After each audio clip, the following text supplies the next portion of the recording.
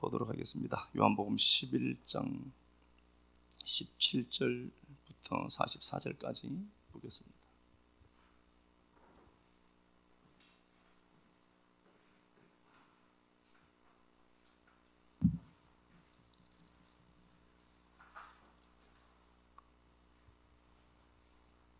예수께서 와서 보시니 나사로가 무덤에 있은지 이미 나으리라. 베다니는 예루살렘에서 가깝기가 한 오리쯤 되매 많은 유대인이 마르다와 마리아에게 그 오라비의 일로 위문하러 왔더니 마르다는 예수께서 오신다는 말을 듣고 곧 나가 맞이하되 마리아는 집에 앉았더라. 마르다가 예수께 여짜오되 주께서 여기 계셨더라면 내 오라버니가 죽지 아니하였겠나이다. 그러나 나는 이제라도 주께서 무엇이든지 하나님께 구하시는 것을 하나님이 주실 줄을 아나이다. 예수께서 이르시되 내 오라비가 다시 살아나리라. 마르다가 이르되 마지막 날 부활 때에는 다시 살아날 줄을 내가 아나이다. 예수께서 이르시되 나는 부활이요 생명이니 나를 믿는 자는 죽어도 살겠고 무릇 살아서 나를 믿는 자는 영원히 죽지 아니하리니. 39절. 예수께서 이르시되 돌을 옮겨 놓으라 하시니 그 죽은 자의 누이 마르다가 이르되 주여 죽은 지가 나흘이 되었음에 벌써 냄새가 나나이다.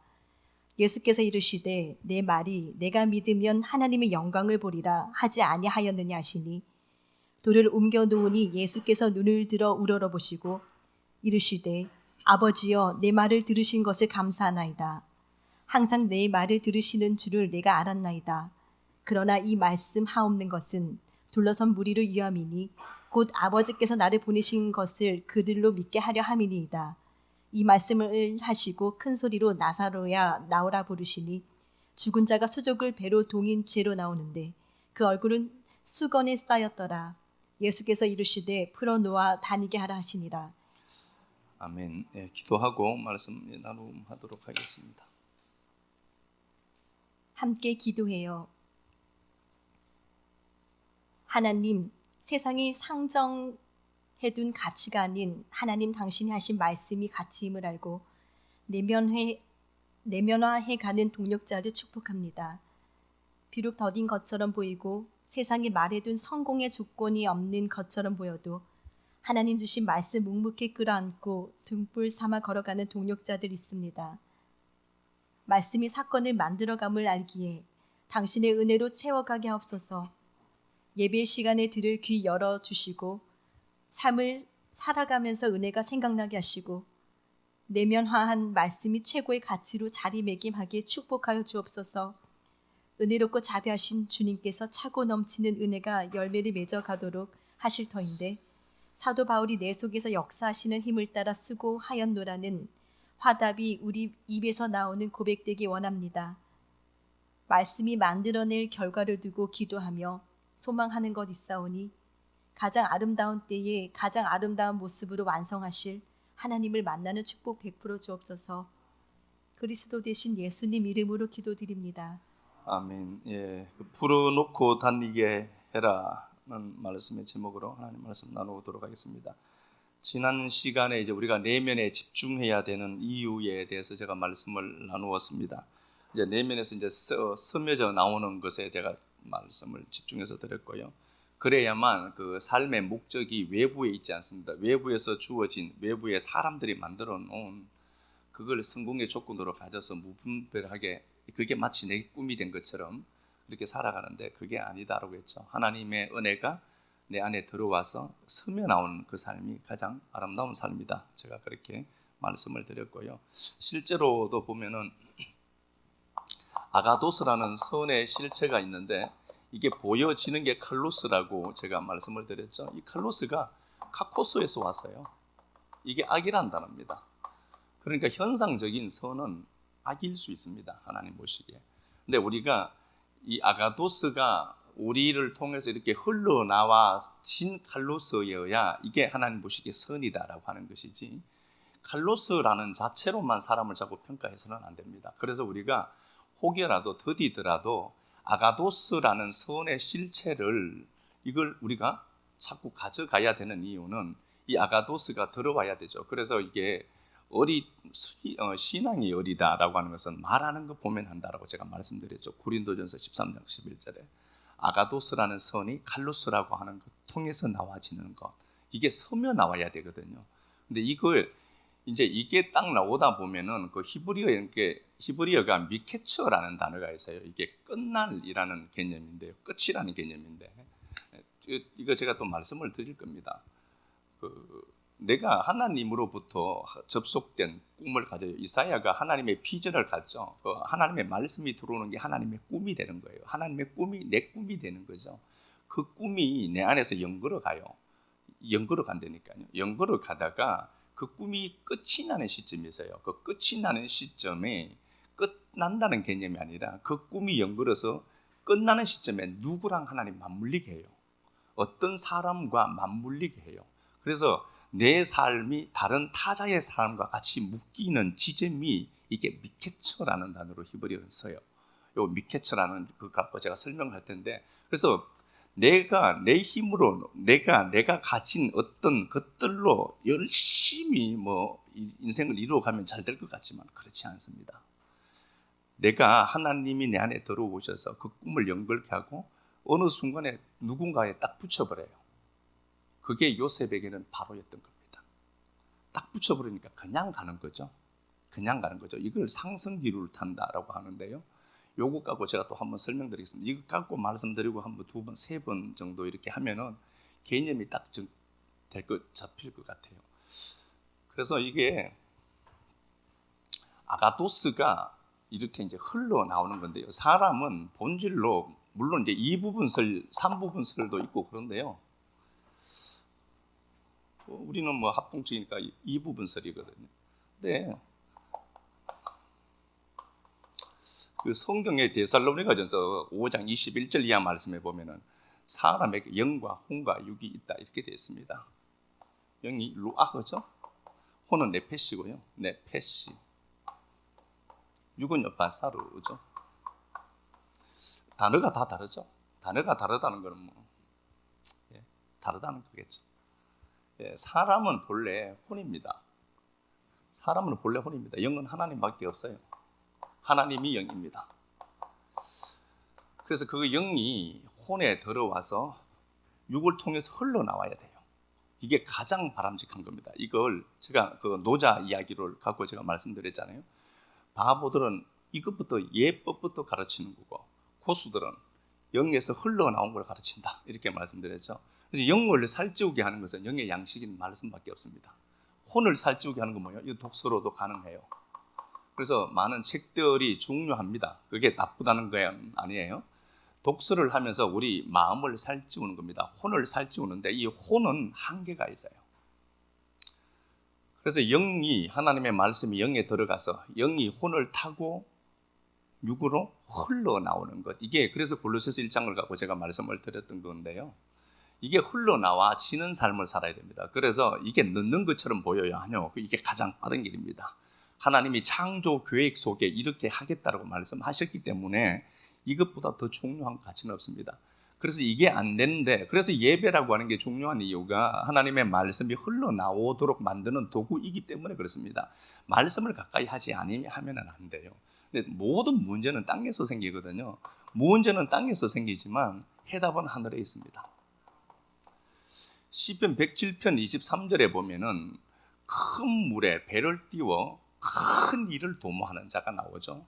큰 일을 바다에서 배를 띄워서 인생의 이제 항로죠. 인생을 바다에 배 띄워서 선척 배에 띄워서 큰 일을 도모하는 자가 나오는데 이 사람은 바다에서 기이한 일을 볼 것이다. 이게 팔라예요.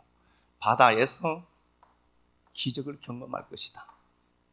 그런데 그 바다가 순탄치 않다는 겁니다.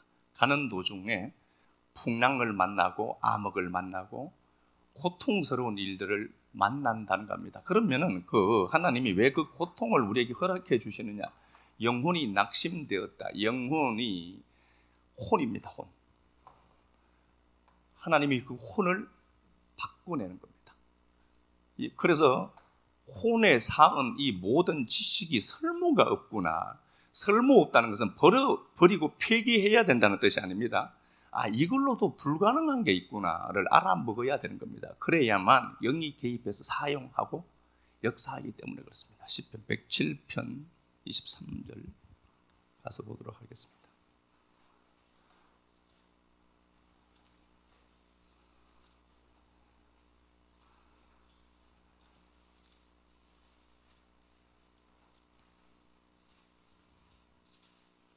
배들을 바다에 띄우며 큰 물에서 일을 하는 자는 야훼께서 행하신 일들과 그의 기이한 일들을 깊은 바다에서 보나니 그 팔라죠. 경이로운 일, 기적을 어디서 바다에서 본다 이렇게 되어 있습니다. 바다가 거칠죠. 힘들고 고통스럽습니다. 그래서 깊다는 단어를 의도적으로 하나님이 삽입해 두었습니다. 깊은 바다, 고통스럽죠. 그런데 그 고통스러움이 기적으로 나타나지는 현상, 기적으로 나타나지는 통로가 된다. 25절에 그래서 그 배가 하늘로 솟구치고 위험 때문에 그들의 영혼이 녹는도다. 이게 무그라고 했죠. 제가 무그라는 단어인데요. 이 무그가 단지 녹는다, 이게 낙담한다, 소멸되다 하는 단어, 무그라는 단어예요. 무그인데 이게 혼이 소멸된다. 소멸되지 않아요. 혼은 이건 소멸되지 않습니다. 그래서 이 불신자들이 이 혼을 갖고 가는 거죠. 영혼이 사는 겁니다. 이 지옥이라고 하는 거죠. 근데 우리는 영이신 그분이 우리와 함께 지금 하나 된 상태죠.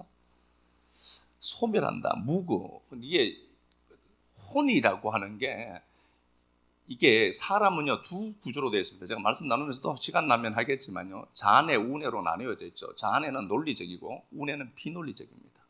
그래서 자아내가 잘하는 게 뭐냐 보면은 언어화시켜요. 그래서 모든 걸 언어에 가두려고 해요. 근데 우측은, 우내는 이미지거든요. 이미지를 쓴단 말입니다. 그러니까 말에 딱 가두는 순간 그건 그 말에 갇혀요.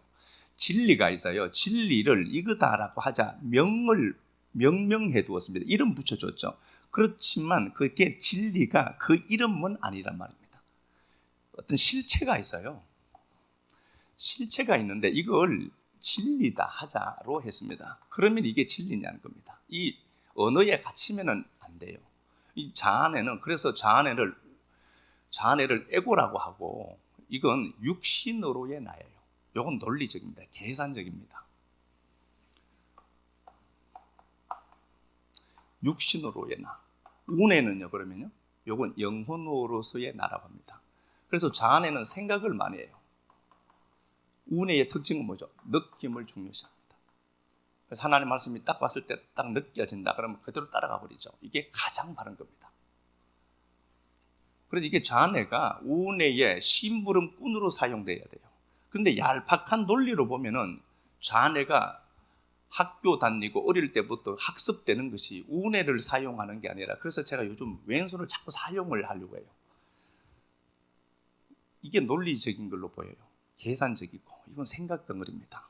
그래서 생각이 느낌으로 옮겨 타야 되는데, 그런데 이 육신으로의 나에 집중하면서 교육을 받고 이러기 때문에 여기에 붙들려요. 그래서 이놈이 주인처럼 삽니다. 그래서 하나님 말씀이 딱 들어올 때 여러분들이 느낌을 주거나 감동을 주면 감동 따라가야 돼요. 그런데 우리는 어떡하죠? 여기에 익숙해서 계산합니다. 이 사람은 하나님의 일을 못 봅니다. 100%입니다. 왜 그러냐 보니까 생각이 많아요. 생각 따라가는 게 아니라 우리는 느낌 따라가야 됩니다. 우내가 영혼으로의 나라고 하거든요. 요 놈이 계속해서 이놈에게 우리가 밥을 주어놨더니, 이게 나쁘다는 게 아닙니다. 자아내, 우내, 내랑이 연결되어 있잖아요. 그래서 이게 둘이가 통합되는 게 이게 알아차림이라고 하는데요. 어쨌든 이 나쁘다는 게 아닙니다. 자아내가 활동할 때 자아내에게 얘기를 해야 됩니다. 가만히 있어라. 설치지 말고 가만히 있어라. 라고 얘기해야 됩니다. 그래서 여러분들에게 어떤 계산적인 것이 딱 올라온다, 말씀과 상충된다, 그러면 여러분들은 그렇게 말해야 됩니다. 야, 가만히 있어. 너 가만히 있어라. 내가 너 안다. 그리고 그 느낌 따라가야 돼요. 이런 일들을 만드는 게 이게 혼입니다. 자네가. 그래서 혼이 큰 사람 그러면은 지금까지 학습된 것들이 여기 완전히 뭉쳐 있거든요. 그래서 이거 따라갑니다. 그래 놓고는 자기는 그렇게 얘기해요. 하나님 만나지 못했다. 그러니까 이게 바보들입니다. 어쨌든 하나님은 고통이라는 것들을 수반하게 해서 고통 자체가 좋다 나쁘다 이 개념을 제가 말씀드린 게 아니고요. 혼을 깨부십니다. 그리고 본문 가서 다시 보겠습니다. 27절 보니까요. 그들이 이리저리 구르고 취한 자 같이 비틀거리니 그들의 모든 지각이 호쿠마, 그들의 모든 지각이 혼돈 속에 빠지는도다. 호쿠마, 지혜, 살아가는 삶의 기술, 뭐 그런 거죠. 그게 혼돈 속에 빠져요. 아, 이게 아닐 수 있겠구나. 내가 가진 사상들, 내가 가진 철학들, 내가 가진 지식들이 한계에 봉착하게 됩니다. 아, 이것도 안 되는구나를 알아먹게 하는 겁니다. 그걸 혼의 죽음이라고 해요. 그래야만 어떻게 하죠? 영이 활동할 바탕이 깔리기 때문에 그렇습니다. 그런데 봐요. 그 모든 지각이 혼돈에 빠지죠. 모든 지각이 내가 갖고 있는 사상, 지식, 체계 이게 크게 도움이 안 될 수도 있겠구나를 알죠. 그러니까 28절에 그들이 그들의 고통 때문에 야훼께 부르짖어요. 방향이 설정되는 겁니다. 하나님을 향하게 돼요. 그래서 하나님이 조금 이렇게 풀어주면은 거기에 딱 집중해서 그럴 필요 없어요. 하나님은 안 되게 하는 것도 되게 하시는 거니까. 그러니까 지금 일이 일비하기보다 그 일을 만드신 하나님을 집중해야 되거든요. 결국은 하나님은 하나님 앞에 집중하게 되고 하나님이 그들을 이제 그들의 고통에서 그들을 인도하여 내시고 광풍을 고요하게 하시고 물결도 잔잔케 하시고 그들이 평온함으로 말미암아 보여죠. 평온함으로 말미암아 기뻐하는 중에 야훼께서 그들을 소원에 바라는 항구로 인도하시는 도다. 하나님이 일하시는 거죠. 그래서 우리가 하나님이 일하시는데 하나님이 영의 자정에 계신데 그 하나님이 뚫고 이렇게 육으로 흘러나와야 되는 거죠. 그래서 사도 바울이 골로새서 1장 29절에 내 속에서 역사하시는 이의 힘을 따라 내가 힘을 다해 수고한다. 사도 바울의 수고는 안에서 밀려 나오는 하나님의 간섭에 의한 수고였다. 이게 흘러나오게 되어 있습니다. 이건요 경험해 봐야 돼요. 이걸 인간들이 사용하는 언어로 어떻게 설명할 방법은 없습니다. 그러나 이게 안에서 이렇게 흘러나오는 거죠. 기쁠 때는 막 이 사람도 미운 사람도 없고 저 사람도 미운 사람도 없고 막 그렇게 되는 것처럼 그런 시점이 있어요. 이게 밀려서 이렇게 흘러나오도록 해야 됩니다. 그래서 우리가 영의 말씀에 대해서 가치를 두고 오늘 이 시간에 열릴 지쳐 두고 말씀 들으러 오신 거예요. 목사 보는 거 아니잖아요. 목사 말 들으려고 온 게 아니라 하나님 말씀 들으려고 온 거잖아요. 그 하나님의 말씀 들으려고 우리 희찬이는 부산에서도 오고 하나님 말씀이 들려서 그 말씀이 내 안에서 연그러지고 그 말씀은 씨라고 했으니까 누가복음 8장 11절에 반드시 열매로 맺어지게 되어 있습니다. 그래서 우리가 이 가치를 알기 때문에 이걸 포기를 못하는 거죠. 오늘 본문을 이렇게 보면은요, 본문을 보면은 이제 잘 아시는 바와 같이 나사로가 죽습니다. 마리아가 있고 마르타도 있고요. 나사로가 있어요. 나사로의 죽음이 있습니다. 제가 이거 수요일 날 바로 이야기하면서 제가 말씀의 언지를 제가 잠시 드렸습니다. 모세가 바로 속에 보라고 했잖아요. 보호하니까 안에 들어갔다. 모세가 물에서 건진 자가 진리된 자가 바로라고 하는 그 사람 속으로 쑥 들어가니까 바로에게 속한 미크네가 이게 가축으로 나왔는데 이게 재산 여러 가지 의미를 갖고 있습니다. 함유하는 게요. 재산. 바로의 재산이 다 부서져 버려요. 그 많던 것들이 한 방에 없어져 버립니다. 그러면은 하나님이 바로는 완악했다라고 했습니다. 평생 잔해만 쓰는 놈이에요. 이 놈은 우리 오늘 본문 말로 보면은 바로는 큰 집입니다. 큰 집이니까 성공한 집입니다. 큰 집이니까 바로라는 단어 자체가. 근데 이 바로 속으로 진리에 비친 모세가 쑥 들어가니까 바로에게 있는 그때 존재했던 모든 것이 다 부서져 버려요. 모세로 인해서 바로는 살 수 있는 기회였다라고 제가 말씀드렸죠. 그런데 역시나 보여지는 현상에 붙들린 바로는 그게 무엇인지 못 알아먹습니다. 이 이야기랑 똑같은 이야기다라고 제가 말씀을 드렸고요. 마리아가 있고 나사로가 있는데 나사로가 죽었습니다. 둘은 형제입니다. 아흐, 히브리어로 아흐라는 같은 생명, 하나 되다 하는 단어거든요.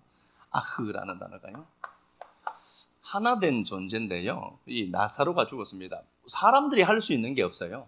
마리아는 주님 재림 시에는 살아난다는 겁니다. 재림 신앙을 우리가 다 믿어요. 내 안에 지금 생명으로 와 계신 하나님은 못 믿으면서 나중에 그분이 재림하시면 믿는다는 거지. 그런데 주님이 요한복음 11장에 에고 에이미가 시제가 현재라고 했죠. 야, 내가 지금 부활이다. 나사로가 죽었는데 주님은 예수 그리스도를 보면서 주님은 지금 부활이에요. 내가 지금 부활이다. 시제가 현재 시제니까 에고 에이미가 현재거든요. 내가 지금 부활이야 라고 얘기합니다. 그런데 역시나 한계에 가둬진 인생들은 그 주님의 실체를 못 보는 겁니다. 그래서 인간들이 할 수 있는 게 뭐냐 보니까 마리아는 나사로의 죽음 앞에 울고 있습니다. 그리고 나사로가 죽은 무덤에 가려고 예수를 만나서 마리아가 갈 때에 보니까 사람들이 생각하기를 마리아가 무덤으로 가서 울려고 가는가 보다. 사람들은 한계가 그겁니다. 죽음 앞에 우는 것밖에 못하는 인생이구나. 죽음이 있습니다. 죽음 앞에 인생은 울고 있습니다. 울더라. 근데 주님도 그들을 보고 우시더라. 주님이 우시는 울음은 다른 게 아니라 한계에 가둬진 인생들, 죽음을 넘지 못하는 인생들을 보시고 그분은 울고 계시는 겁니다. 당신이 부활의 자체이신데 육신의 예수로만 보는 겁니다. 그게 주님은 굉장히 가슴 아픈 겁니다. 그래서 그 주님이 우시더라. 주님이 그들을 나사로가 있는 무덤으로 끌고 갑니다. 끌고 가서 주님이 그렇게 말씀을 하십니다. 야, 돌 옮겨 놓아라 라고 하니까 죽은 지가 4일이 지났습니다. 그래서 우리가 우리 생각으로 하나님을 묶어 두는 게 얼마나 많은지 아셔야 됩니다. 우리가 생각하는 생각 이상의 크기는 우리가 만나지 못합니다. 그래서 여러분들이 생각을 잘해야 됩니다. 인생은 해석에 의해서 가게 되어 있거든요. 해석을 어떻게 하느냐에 따라서 인생이 바뀌어집니다. 그래서 해석을 잘하려고 하면 해석하는 도구들을 많이 가져야죠. 그래서 이렇게 말씀이 돼야 돼요. 그렇지 않으면 늘 같은 해석이에요. 늘 같은 해석합니다. 아주 단조롭죠. 인생이 너무 심플한가? 예? 늘 그래. 늘 같은 자 갖고 다녀. 그런데 이럴 수도 있겠다라고 하는 생각의 크기를 키우기 위해서 그래야만 해석을 잘해요. 남들은 재수없다. 늘 360을 50이 넘도록 그 일이 생기면 재수없어라고 하던 인생이 생각이 바뀌고 그렇게 해서 이게 또 좋을 수 있다 라고 하는 생각을 만드는 생각의 재료들을 가져야 되는데 날 그렇지 않은 사람들이 많아요. 그래서 그런 사람들에게 또 가서 말을 듣는 거 보면 또 우습기도 하고 죽은 지 4일이 됐다는 겁니다. 생각에 가득진 겁니다. 안 된다는 거죠. 이게 참 우리의 신앙의 주소입니다. 인생 살면서 우리 육신의 삶도 하나님이 분명히 책임져 주십니다. 이거 자꾸 놓치시면 안 돼요. 진리 그러니까 날개 달려서 하늘 나지도 못하는 것들이 마치 다 모든 것이 장악된 거. 아직 우리에게는 완성된 미완성이 있다니까요. 그러니까 이 땅도 살아야 돼요. 이 땅도 살아야 되는데 이 땅의 가치도 이 땅도 하늘처럼 사는 사람이 있다니까요. 그렇죠? 그 때를 즐기는 사람이 있다라고 했잖아요. 4일이 지났다 이렇게 되어 있습니다. 이게 여기 앞에 좌절하는 겁니다. 우리 인생에 문제가 있어요. 이건 안 될 것 같아. 하나님이 힘이 없는 겁니까? 내 믿음의 크기가 힘이 없는 겁니까? 믿음의 크기입니다. 그 크기를 키워야 돼요. 그래서 속을 채워야 된다고 했잖아요. 4일 된다. 여기 앞에 딱 봉착하니까 죽은 지 4일이어서 벌써 냄새 납니다. 가능성 없어요로 내가 내 믿음을 규정해버린 겁니다. 근데 주님이 여기 앞에 서 있습니다. 그리고 나사로를 향해서 주님이 말씀만 하면 나오더라는 겁니다. 주님이 말씀하면 나오는 겁니다. 큰 소리로 나사로를 부르죠. 하나님이 도우셨다는 단어입니다. 엘 아자르라고 하니까 하나님이 도우셨다는 단어예요. 그러면은 나사로를 언제 돕냐 보니까 하나님이 돕는 것은 하나님이 돕는다. 뭘 돕느냐? 나사로를 돕는다는 겁니다. 이걸 제가 둘로 놓고 보여야 된다고 했죠. 마리아가 있습니다. 마리아가 그 사람이에요. 이 그림 실력이 이거밖에 안 됩니다. 더 이상 그릴 수도 없고요. 예. 그림 잘 그리는 분들이 있더라고요. 나사로예요. 이게 마리아입니다. 그 사람입니다. 그 사람 속에 나사로가 있어요. 하나님은 그 사람을 살리려고 하면 어떻게 해야 되죠? 속 사람 살려야 됩니다. 그래서 나사로를 살리는 겁니다. 이 둘을 둘로 놓고 보지 말고 하나로 놓고 보셔야 돼요. 자, 그럼 뭐예요? 내 인생에 죽은 지 4일 돼서 냄새 나는 환경과 상황이 있어요. 그 상황을 하나님이 탈피시켜내야 된다. 어떻게 하겠냐? 우리 그 사람은 소망이 없는 걸 알아요. 그러면 내 속에 있는 어떻게 하죠? 속 사람, 영을 회복시켜내야 돼요. 그러면 이건 문제가 아니고 그거 뛰어넘어요. 그래서 이게 속 사람, 에베소서 3장 16절 한번 가서 볼까요? 에베소서 3장 16절.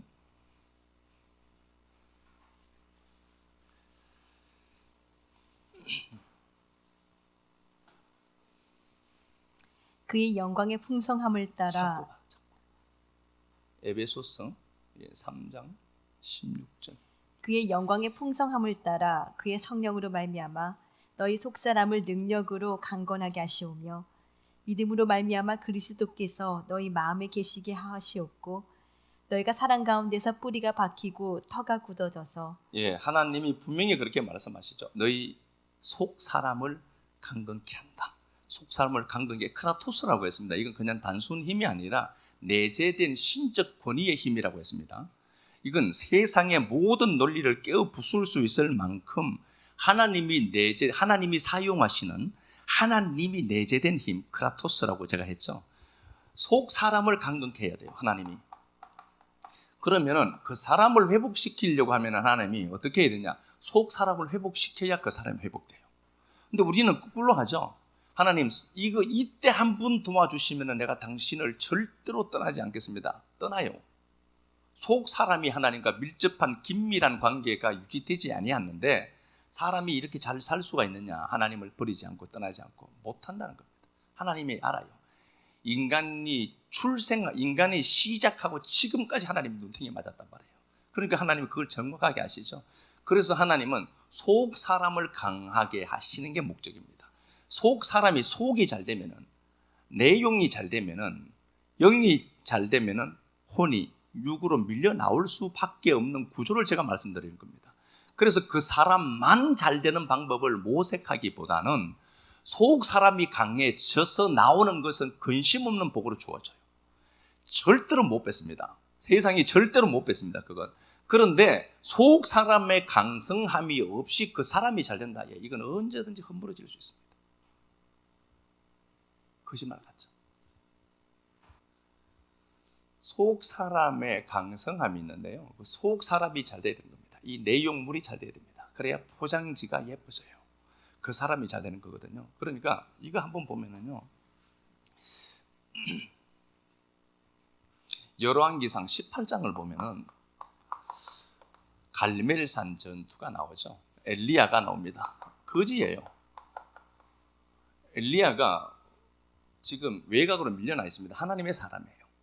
엘리야가 있고 이때에 엘리야의 대척점의 선자들이 누구냐? 아합이죠. 아합 왕인데 아합에게는 만나지 말아야 될 여자가 하나 있습니다. 이세벨입니다. 이 이세벨이 엣바알의 딸이다. 열왕기상 16장 31절쯤 돼서 보면은 엣바알의 딸이다. 시돈 사람이에요. 이 이세벨이 시돈이 함정을 노타하는 나라입니다. 함정입니다. 그런데 잘 되고 있어요. 북이스라엘 중에서 최고 꼭지점 상류층의 삶을 살고 있습니다. 왕비니까. 그러면 사람들이 이걸 동경하겠죠. 저렇게 해야 성공한다 하겠죠. 그렇죠. 이 뒤에 줄 서야 성공하죠. 이 양반이 엣바알의 딸입니다. 엣바알 이렇게 되어 있는데요.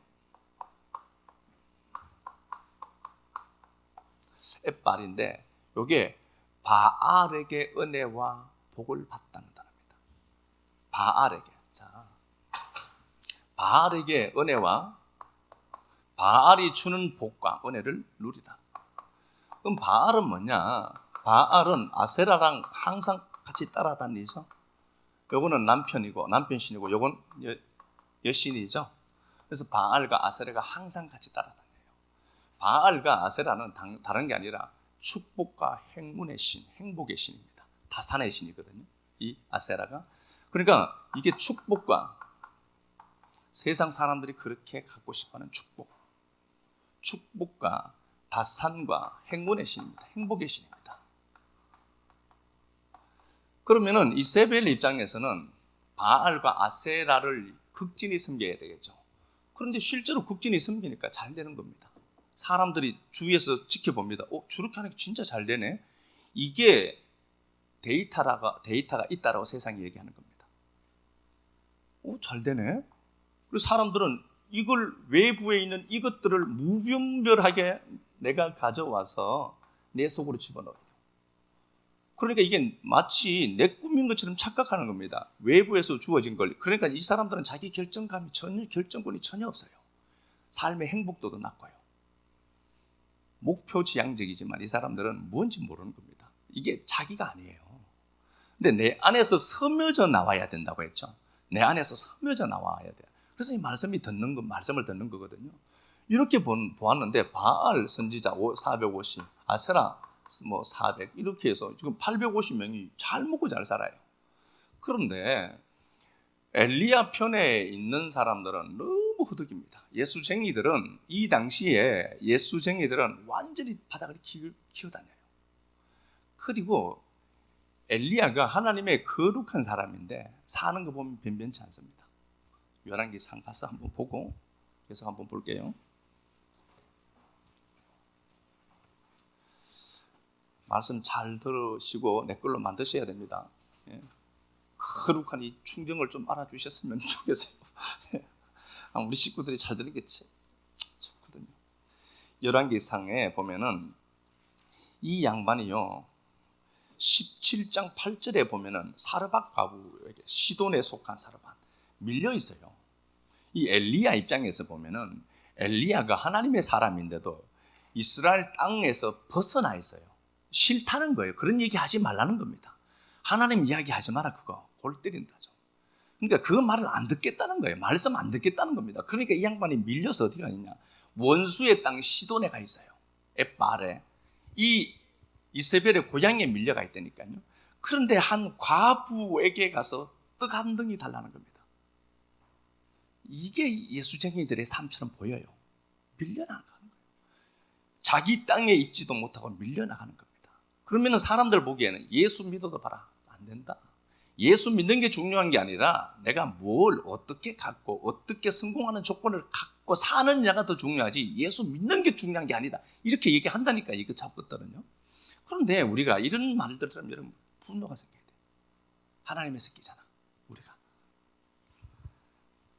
그래서 그가 빌부터 먹고 살아요. 세상 관점으로 보면은 성공한 레벨들 있죠. 이 사람들은 주류가 돼서 움직여 가겠죠. 주류 사회고. 그런데 여기 보니까 하나님의 말씀을 가까이 하는 사람들이 밀려나가요. 그런데 자기도 변변하지 못하는 그 양반이 사르밧 과부 집에 가서 떡 한 덩이 얻어먹고 그 집에 가서 없는 아이도 생기게 하는 하나님, 없는 아이도 생기게 하고 그런 역사를 하나님 만들어 가죠. 그럼 뭘 얘기하냐? 하나님 지금도 일하고 계신다. 얘들아 절대로 실망하지 마라 내 새끼들아. 하나님 니들하고 함께하고 계신다. 그 얘기하는 것 아닙니까? 그런데 이때에 18장에 보면은 하나님을 잘 믿는 오바다라는 하나님의 사람이 나옵니다. 아합 밑에서 일하는 사람입니다. 이게 성도가 살아가면서 젊은 친구들 그럴 수 있습니다. 내가 아합이라고 하는 이 악독한 하나님을 믿지 않는 이 직장에서 일해야 되느냐? 일해야 되지. 뭐 거룩한 분노를 이게 이 잡것들이 그럴 필요고 거기 일을 해야 돼. 열심히 일을 해야 돼. 열심히. 아합이 있는데 아합 밑에서 한 직을 하고 살아가고 있는 오바다가 있는데 박봉이에요. 그런데 이 사람이 선지자 100명을 4절 보니까 18장 3절 4절 계속 읽어봐. 아합이 왕궁 맡은 자 오바다를 불렀으니 이 오바다는 야훼를 지극히 경외하는 자라. 이세벨이 야훼의 선지자들을 멸할 때에 오바다가 선지자 100명을 가지고 50명씩 굴에 숨기고 떡과 물을 먹였더라. 아합이 오바다에게 이르되 이 땅의 모든 물 근원과 모든 내로 가자. 혹시 꼴을 얻으리라. 그리하면 말과 노새를 살리리니. 예, 오바다가 나오는데 아합 밑에 있죠. 대신이에요. 오바다가 있는데 자기 삶도 힘든데 선지자 100명 지금 숨겨놓고 먹을 거 공급해주고 있습니다. 이 얻어먹었던 이 100명들도 얼마나 참 죽을 싫겠어요. 예? 오바다가 주는 떡을 자기도 근근히 사는데 100명 먹이려고 해봤어요. 이 기근의 때에 이거 타고 있습니다. 그러니까 예수 믿는 쪽에서 보면은 오바다나 엘리야나 그놈입니다. 이 세상 사람들 논리로 보면은 저렇게 해서 성공 못한다라고 얘기하겠죠. 여러분, 성공은 하나님 시켜야 됩니다. 죽었다 깨도 하나님 내 편에 딱 서기만 하면은 상황 종료가 됩니다. 예, 어떤 방법론이 아니라고 했죠. 베데스다를 향해서 방법론으로 접근하려는 시도를 여러분 진짜 멈춰야 돼요. 그때에 여러분들의 속 사람의 강건함을 만들어야만 내 안에 나사로, 내 속 생명이 나사로 살리면 그 사람은 살아난다니까요. 하나님이 그런 원리를 얘기하시는 것 아니에요. 근데 지금 이 사람들 보면 아무것도 아닙니다. 지금 죽을스럽죠. 그래도 여러분들이 만약에 이런 상황 아래 있다 하더라도 여러분 절대로 주눅들 필요 없습니다. 창세기 32장에 보면은 이거 제가 설교하려고 했는데 다음 주나 보고 하려고 해요. 천기누설인데 미리 얘기하면 재미도 없고요.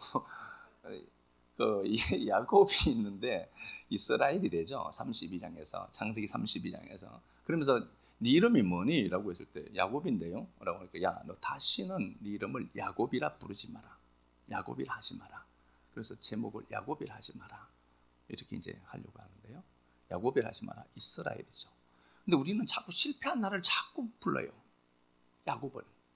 야곱이 이스라엘로 변한 지가 벌써 옛날인데 여러분들 잘 승리하는 자들이에요. 이스라엘이라는 단어가 다른 게 아니고요. 하나님과 겨루 이겼다는 거거든요. 그러면은 하나님이 못 이기는 사람이 딱 하나 있어요. 지 새끼는 못 이겨요. 제가 말씀드렸죠. 저도 차로 못 이겨요.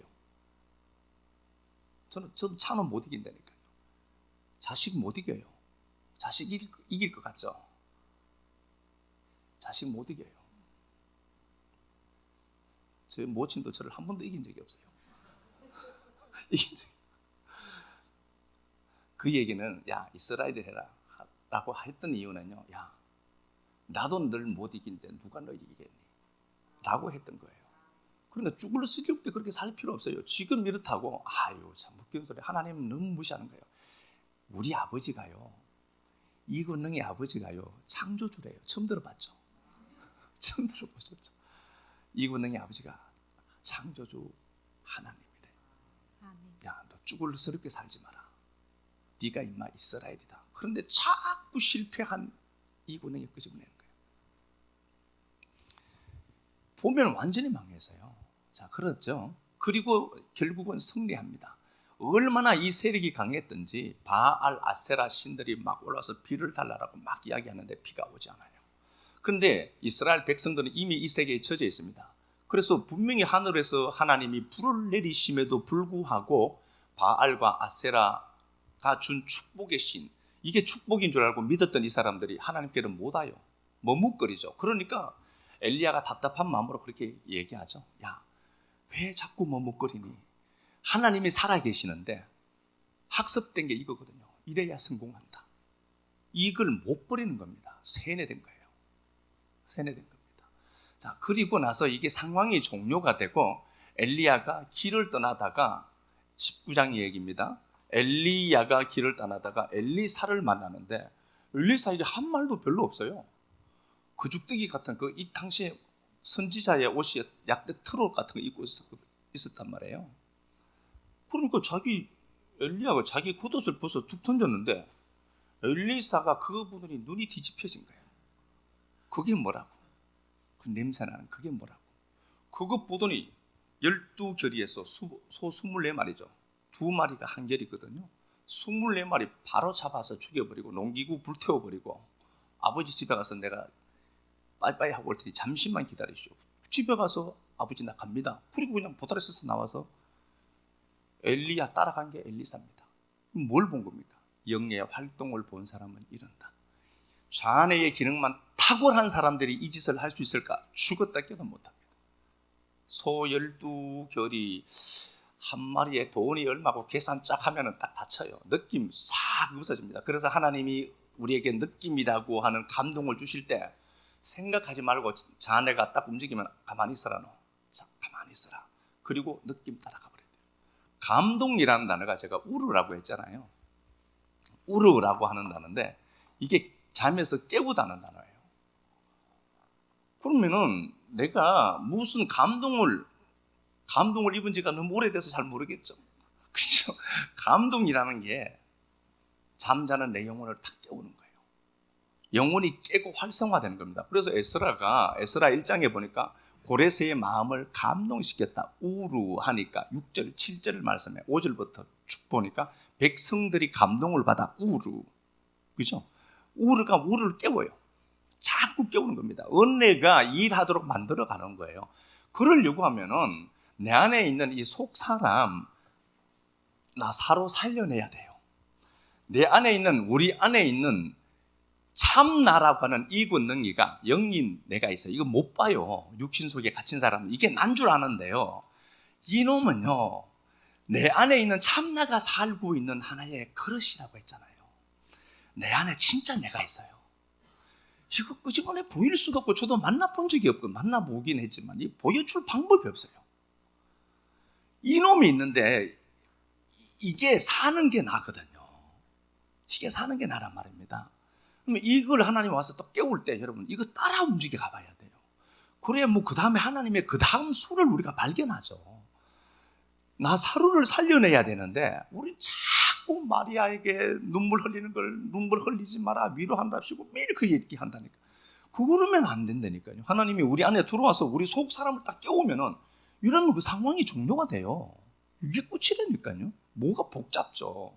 자꾸 복잡게 만들어서 그렇죠. 지금 봐요. 이거 18장, 19장을 보더라도 대다수가 이게 성공의 방법이다라고 했는데 그것 말고 다른 게 있다라고 믿었던 엘리사가 있어요. 이 양반이 열왕기하 2장에서 등장하면서부터 그 옷자락 갖고 강물 치니까 강물이 갈라지고 초자연적인 현상의 역사를 끌어오는 자가 돼요.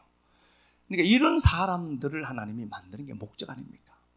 다수가 움직여 간다라고 해서 다수가 이게 이렇게 해야 성공한다라고 했을 때 예수쟁이들은 내 아버지는 그게 아니다 라고 딱 돌아서는 사람들이 있어야 돼요. 그런 사람들이 있어야 하나님이 그쪽 편에 섰을 때 그 사람의 결단을 갖고 뭔 일을 하죠.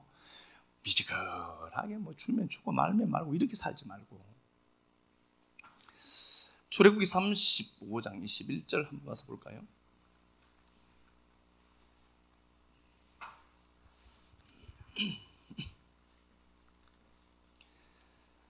출애굽기 35장 20절부터 한번 봅시다.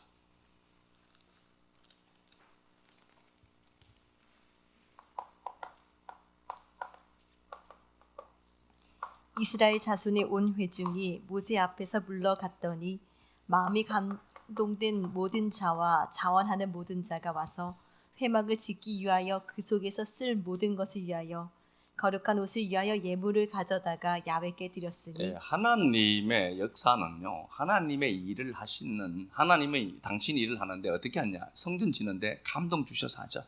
감동이 여기는 나사라는 단어예요. 띄우다는 겁니다. 이게 분리되다는 단어예요. 그러니까 내 본래의 마음이 있죠. 이 마음에서 이 다른 마음을 하나 띄우는 거예요. 분리시키는 거예요. 이게 나사라는 단어입니다. 이게 감동입니다.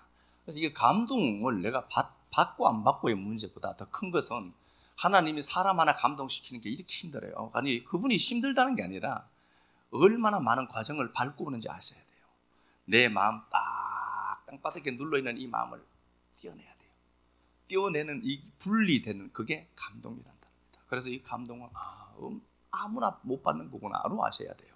35장 20절 21절 마음이 감동된 모든 자와 자원하는 모든 자가 와서 회막을 짓기 위하여 그 속에서 쓸 모든 것을 위하여 거룩한 옷을 위하여 예물을 가져다가 야훼께 드렸으니 예, 여기 보니까 마음이 감동된 자와 자원하는 자, 이게 나다브라는 단어인데요. 감동받았다는 게 자원했다는 소리입니다. 자원했다는 게 감동 없이 자원하지 않습니다. 이게 나다브가 재촉하다는 단어입니다. 하나님이 재촉시킨 거예요. 하나님 좀 하라고. 나다브. 그렇죠? 나다브. 이게 재촉한 겁니다. 자, 감동한 게 감동받은 사람들이 자원해서 일한다. 일하라는 소리 아니에요. 자, 그렇게 들으시면 안 되고요. 자, 또 한 번 가서 봅시다. 25절, 26절. 마음이 슬기로운 모든 여인은 손수 실을 빼고 그 뺀 청색, 자색, 홍색 실과 가는 배실을 가져왔으며 예, 마음이 감동된 자를 뭐라고 하는가 보니까 슬기로운 자다. 여기 학함이라는 단어입니다. 숙련된 자, 요게요. 숙련된 자, 지각이 있다. 날렵한 자, 뭐 그런 단어예요. 뻔한 겁니다. 자, 그러면은 감동받은 자가 자원하게 되고 자원한 자를 하나님이 슬기로운 자다. 이 사람들이 날렵하다. 앞뒤 안 재죠. 하나님의 은혜가 가끔씩 들어오면 그럴 때가 있죠. 앞뒤 안 재죠. 왜 그러냐? 그분이 내 안에서 당신 일을 하거든요. 그래서 그대로 따라가 버리는 거예요. 근데 그 반드시 그렇게 가면 하나님이 결과를 줘요. 100%잖아요. 이거 보면 알잖아요. 하나님이 속 사람을 돕는다니까요. 그렇게 해서 하나님이 이 일들을 완성해 가기 시작하는 겁니다. 그래서 이게 내가 감동을 받는다라고 하는 게 감동받을 때 자네 좀 쉬게 하셔야 됩니다. 가만히 있어라. 깝죽대지 말고 가만히 있어라 너는. 그리고 그게 익숙하지 않는 사람들은 자네가 자꾸 움직일 때 그렇게 얘기를 해야 됩니다. 그것도 나거든요. 그걸 자꾸 배척하고 저항하면 더 힘이 세져요. 그러니까 야, 너 그렇지. 내가 너 이해한다. 그리고 자기가 자꾸 얘기를 해야 돼요. 그래, 이해해. 내가 이해한다 너. 그럴 수밖에 없다. 그러나 좀 참아라. 그리고 그게 나다라고 생각하고 그걸 끌어서 수용해줘야 돼요. 그렇지 않으면 저항이 생기거든요. 자꾸 이놈이 더 힘이 더 세져요. 우리가 성공을 하잖아요. 성공하고 싶다. 다 성공하고 싶죠. 성공하는 게 결핍에서 온 성공이라면은 그 성공을 꿈꿀 때마다 결핍이 더 나갑니다. 그래서 우리가 하나님의 말씀이 들어와서 내 안에서 하나님의 꿈에 접속되어서 움직여가는 게 가장 빠른 길입니다. 그 일을 하나님이 그렇게 해가시기 때문에 그렇습니다. 제가 그 예를 갖고 엘리사 이야기를 갖고 했고 지금 이게 감동받는 게 이게 슬기로운 거예요. 인생 잘 사는 소리라는 겁니다. 인생 잘 사는 거야 이게. 하나님이 일하시는 방법이거든요. 이게 가장 잘 사는 길입니다. 가장 잘 사는 길입니다. 자, 이 말씀 한번 가서 볼게요. 잠언 9장 10절. 이거 보고 마치면 될 것 같습니다. 잠언 9장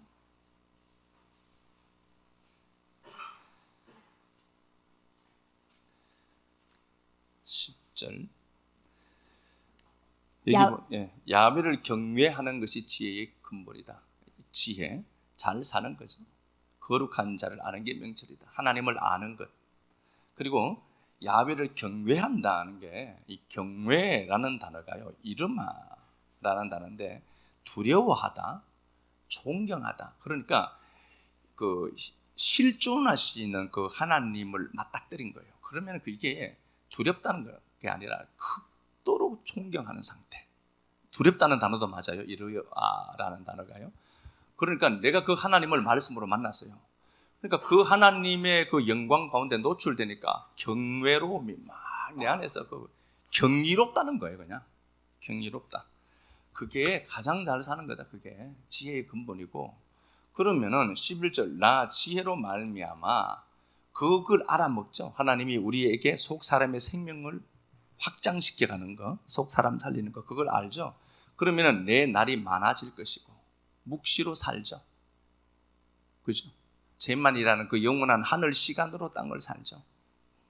땅을 그냥 사는 게 아니라 내 생명의 해가 내게 더하리라. 네가 만일 지혜로우면 그 지혜가 네게 유익할 것이다. 그 지혜가 유익하대요. 그게 잘 사는 거다. 그게 다 잘 되는 거다. 그 얘기겠죠. 지혜로 말미암아. 나쁜 게 아니고요, 그렇게 사는 게 가장 잘 사는 거다. 하나님이 나를 살거든. 하나님이 나를 사는 겁니다. 그래서 여러분들이 오늘 이 말씀을 잘 들으시고, 의인은 믿음으로 산다라고 하죠. 의인은 지식으로 사는 것도 아니고요, 의인은 오직 믿음이신 그분으로 사는 겁니다. 상황에 자꾸 휘둘려 가지 말고, 나사로가 죽어서 지금 죽은 지 4일 되었습니다 라고 말하려고 하는 자네를 가만히 있어라 라고 잠재우시고, 하나님의 말씀 따라 나사로를 살려내시고 속 사람을 강하게 하셔서 그 사람을 통해서 역사하시는 하나님의 역사가 꼭 확인되고 우리 식구들 삶에 풍성해졌으면 좋겠습니다. 은혜 허락하셔서 감사합니다. 마리아의 죽은 믿음 살리려고 나사로를 살려내셨던 하나님, 우리 안에 있는 속사람, 잠들어 있는 속사람 깨워주시고 속사람 살려주시기를 원합니다. 사랑하는 내 아버지 하나님, 속사람이 살아난 마리아는 예수 그리스도에게 향유를 붓고 예수가 그리스도임을 고백해 냈던 것처럼 실체를 경험한 자들의 세계가 이렇게 무한 광대하건만 현상에 붙들린 이 인생들은 오직 죽은 지 4일 되어서 냄새납니다라고 믿음을 제한하고, 자 내가 끄는 대로 인생을 허비하며 살아갈 때가 너무 많음을 고백하오니 거룩하신 성령님, 성령으로 충만케 하옵소서. 성령님 우리 안에 계시오니 더 충만하여 주옵소서. 당신의 은혜로 살아가는 인생들 이곳에 모여서 당신 앞에 와 예배했고, 당신이 주는 메시지 말씀 듣고자 먼 곳에서도 한 걸음에 달려온 동력자들 복되게 하옵소서. 말씀의 가치를 높이고 말씀 따라 움직여가며 이 거대한 세상 성공 철학에 찌들러 사는 저들에게 하나님이 방법이다 외쳐야 될 저들을 복되게 하시고 외면치 마시고 성령으로 충만케 하셔서 그 하나님 나타나게만 하옵소서. 살아계신 아버지 하나님, 엘리야 시대 때 모든 자들이 성공에 취해서 성공조차 살아갔지만 그럼에도 불구하고 하나님을 기대하고 속 사람의 강성함을 원했던 엘리사는 누더기 같은 그 옷 하나 붙들고 모든 것을 정리하고 하나님을 따라왔고, 하나님 그를 통해서 큰 역사를 만들어내셨던 것처럼 우리 동력자들이 그 거룩한 역사 이루는 중심에 서 있도록 하나님 도와주옵소서. 직장 문제, 가정 문제, 집 문제, 여러 가지 문제들 때문에 고민하는 것들 들어응답하여 주옵소서. 그리하여 육신의 삶에 회복하시는 하나님 나타나서 하나님, 저가 붙들고 있는 하나님이 어떤 하나님인지 궁금해하는 자들 많아지도록 성령님 도함만 주옵소서. 주님 앞에 드린 시간들, 물질들, 헌신들 꼭 기억하시고 이 땅 속에서도 풍성하게 갚으시기를 간절히 소망하며 사실은 그리스도 예수님 이름 받들어 축복하고 기도드리옵나이다. 아멘.